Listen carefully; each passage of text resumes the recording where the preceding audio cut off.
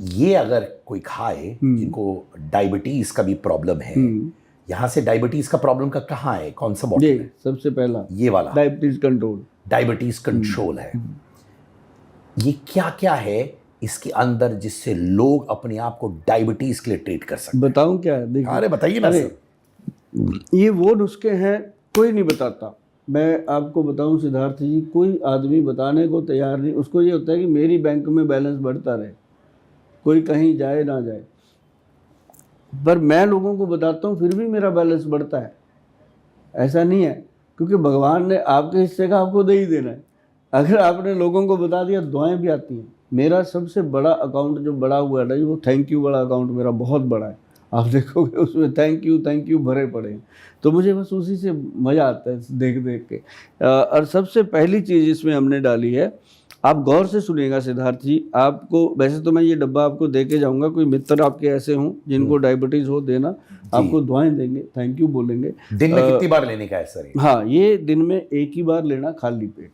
अगर डायबिटीज़ 200-300 से ऊपर रहती है, 300 से ऊपर रहती है, तो 2 बार बोलते हैं कि लो। जैसे ही डायबिटीज़ आपकी 100 के आसपास आ गई तो इसको 1 चम्मच डेली खाओ। उसके बाद जीवन का आनंद ही आनंद है।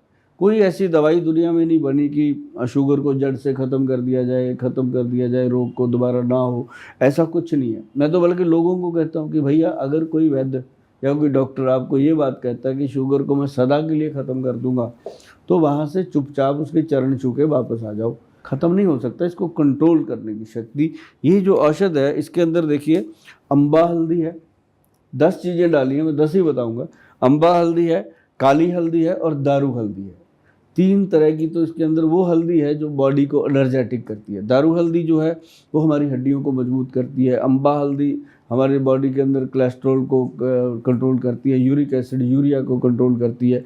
और साथ में जो काली हल्दी हमने डाली है, ये पूरी बॉडी का ऑरा सेट करती है। जैसे शुगर का पेशेंट है, उसकी स्किन डैमेज होने लगती है, ये उसको कंट्रोल कर देती है। और सबसे कीमती चीज़ इसके अंदर हमने डाली है कि शुगर के पेशेंट का ब्लड वीक होने लगता है, खून उसका कम होने लगता है। उसके लिए हमने इसके अंदर डाला व्हीट ग्रास पाउडर। जो व्हीट ग्रास पाउडर है ना, वो डायरेक्ट ही कह लो कि वो ब्लड का काम करता है सीधा। जैसे एक बॉटल कोई खाता है तो एक खून की बॉटल जितनी एनर्जी उसको मिलती है 1.5 साल के अंदर। बहुत मज़ेदार।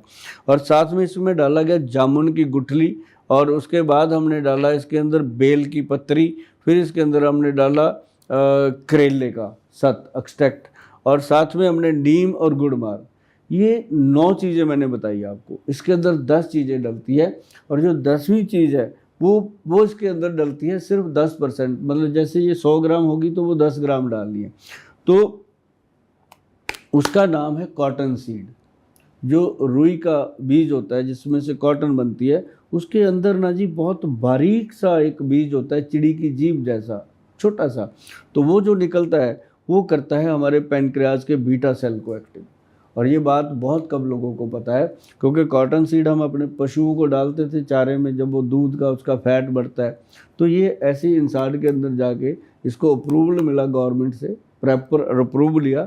तो ये चीज़ हमने देखा कि कमाल की चीज़ है, शुगर के पेशेंट के लिए बनता है। फिर हमने इसको गवर्नमेंट से अप्रूव करवाया। जो लोग नहीं बना सकते उनके लिए सिर्फ डायबिटीज़ कंट्रोल पाउडर के नाम से हमारी वेबसाइट है www.vaidwan.com। उस पर पढ़ी हैं ये चीज़ें। जो कहते हैं कि हम तो गोल साहब जहाँ रहते नहीं, घर में नहीं रह पाते, तो बनाएंगे कैसे, उन लोगों के लिए वहाँ सेवा दे रखी है। कैंसर, जहाँ जहाँ मैं अब घूमता हूँ, सोशल मीडिया और लोग सब कैंसर की बातें कर रहे हैं।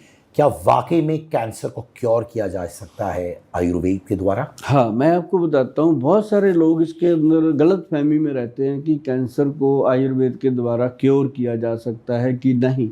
और मैं यहाँ पे कहता हूँ कि नहीं, क्योंकि कैंसर एक ऐसा वायरस है, इसके लिए एलोपैथी की ज़रूरत तो पड़ती है। बहुत सारे लोगों को कीमो लगती है, ओरल कीमो देते हैं या इंजेक्ट करते हैं, जैसे करके भी। और फिर रेडिएशन भी होता है। बहुत तकलीफ वाली चीज़ें होती है, बहुत ज़्यादा प्रॉब्लम रहती है पेशेंट को। क्योंकि जब हम किसी वायरस को बॉडी से ख़त्म करते हैं तो जलाना तो पड़ेगा। जब हम बैड सेल को जलाते हैं तो गुड वाले भी जल जाते हैं। तो ऐसे लोगों के लिए मैं हमेशा कहता हूँ कि आप जितने मर्जी विद्वान हो जाओ यार, आप अपनी रसोई में तो जाते ही हो ना, कहाँ मर्जी घूम लो, रसोई में तो जाते हो। जो पैदा हुआ माँ का दूध तो पीता है ना, तो नेचर के साथ तो जुड़ेगा ना। तो उसको मैं कहता हूँ कैंसर है, कोई बीमारी है, तो आप आयुर्वेद के एक वैद्य को इज्जत जरूर दो, चाहे वो आपके घर के आसपास कोई भी हो।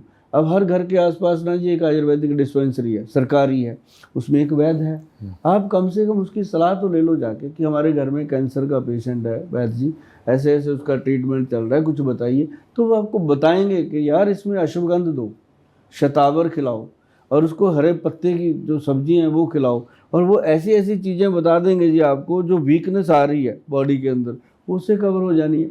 तो मतलब वैद्यों की सलाह लेना इसके अंदर बहुत ज़रूरी है। और उन वैद्यों को मैं हमेशा हाथ जोड़ के विनती करता रहता हूँ कि जो वैद्य कहते हैं कि आयुर्वेद में हम कैंसर को ख़त्म कर देंगे, हम शुगर को ख़त्म कर देंगे, वो आयुर्वेद को बदनाम करने का काम करते हैं। उनको मैं स्ट्रिक्टली कहता रहता हूँ कि ऐसी बातें मत किया करो, पेशेंट को उतना ही बताओ, क्योंकि वो तो आपसे उतना ही जानना चाहता है जितनी आपको नॉलेज है, उससे ऊपर बताओ ही मत। तो उनको पेशेंट को उतना ही बताओ कि इतना काम तेरा हो सकता है।